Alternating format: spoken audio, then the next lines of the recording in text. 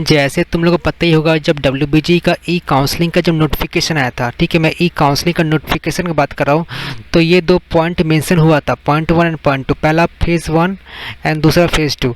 तो देखो फेज़ 1 तो अब हम लोग का ख़त्म हो चुका है लगभग, ठीक है, बस मॉप अप राउंड बाकी हो चुका है। अब तुम लोग मुझसे डिसाइड कर चुके हो कि मुझे क्या करना है क्या नहीं करना है। अब देखो हम लोग का स्टार्ट होगा फेज़ 2। अब ये फेज़ 2 है, ये मतलब जब जेईई मेंस का 4th अटेम्प्ट है, ये ख़त्म होने के बाद ये डब्ल्यूबीजी ने स्टार्ट करेगा। तो देखो सपोज़ तुम क्या सोच रहे हो, जैसे जो डब्ल्यूबीजी के अंडर जो कॉलेजेस आते हैं, जैसे एग्जांपल के तौर पर आईएम हो गया, हेरिटेज हो गया, ठीक है, यानी जो जो कॉलेजेस जो है जो डब्ल्यूबीजी के अंडर आते हैं, तो अगर तुम मेंस का एग्ज़ाम दिए होगे तो इनमें भी तुम एडमिशन ले सकते हो। अब देखो मैं तुमको एक बात बता देना चाहता हूँ, 80% जो सीट होता है वो डब्ल्यूबीजी मतलब कैंडिडेट के लिए रिज़र्व क्यों रहता है, ठीक है, और 20% जो सीट है वो मेंस के कैंडिडेट्स के लिए रिज़र्व होता है।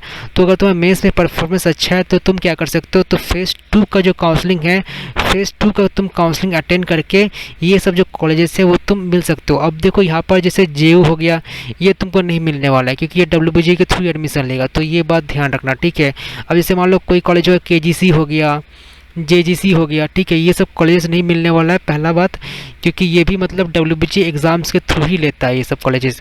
तो जो बाकी के जो कॉलेजेस है आप उनके लिए अप्लाई कर सकते हो। ऐसा नहीं है कि सारा सीट फिलअप हो चुका है। तो तुम लोग में से काफ़ी सारे स्टूडेंट हो जो कि दोनों एग्ज़ाम दिए हो, डब्ल्यूबीजी का भी दिए हो, जेईई मेंस का भी दिए हो, ठीक है।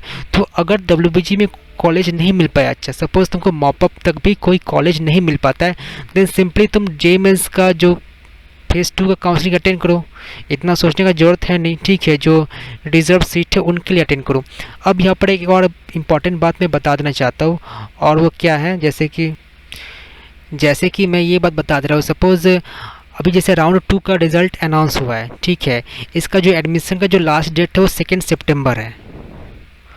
ओके, अब कोई कोई स्टूडेंट मुझसे ये पूछ रहा है कि सपोज़ मुझे जेईई मेंस में अच्छा रैंक आ गया और जेईई मेंस के द्वारा मैं एडमिशन ले लिया, तो इसमें जो हम जो एडमिशन करवाए थे उसका क्या फ़ीस रिफ़ंड होगा? देखो फ़ीस रिफ़ंड होने वाला नहीं है। मैं फिर से बात बता देना चाहता हूँ, फ़ीस तभी रिफ़ंड होगा अगर तुम्हें मॉपअप में कोई कॉलेज मिलता है। अगर मॉपअप में कॉलेज मिलता है देन ओनली आपका जो राउंड 2 का जो एडमिशन जो करवाए थे उसका फ़ीस रिफ़ंड होगा, अदरवाइज़ फ़ीस रिफ़ंड नहीं होगा, ठीक है। तो मैं जेईई मेंस को हर एक स्टूडेंट को ये बात बता देना चाहता हूँ, ओके।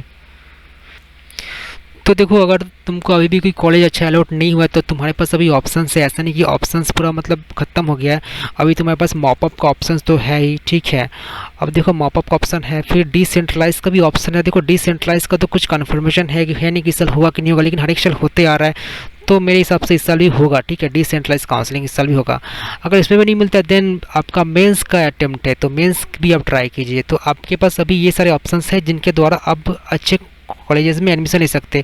तो अभी से जो ड्रॉप का जो मतलब जो थॉट है ना, अभी से ड्रॉप का थॉट सोचने का नीड नहीं है। अभी आप सिंपली आप जो जो काउंसलिंग है उससे अटेंड कीजिए। लेकिन मैं एक और बात बता देना चाहता हूँ कि अगर आप सोच रहे हो कि मुझे ड्रॉप लेना चाहिए कि नहीं लेना चाहिए, तो मैं ये भी बोलूँगा कि साइड बाय साइड आप लोग ज़रा 2022 के लिए प्रिपरेशन करना स्टार्ट कर दीजिए, ठीक है। एकदम से मतलब चुपचाप बैठे रहना और बस काउंसलिंग अटेंड करना ये सही नहीं रहेगा। तो आप लोग प्लीज़ मतलब प्रिपरेशन भी करते रहिएगा साइड बाय साइड फॉर 2022। और अगर ड्रॉप ले रहे हो तो मेंस एंड डब्ल्यूबीजी दोनों का प्रिपरेशन करना। अगर तो मेंस का प्रिपरेशन करते हो तो ऑटोमेटिकली डब्ल्यूबीजी का भी हो जाता है, बस पीवाईक्यू एनालिसिस करना पड़ता है और उस तरह का क्वेश्चंस को प्रैक्टिस करना पड़ता है, ओके।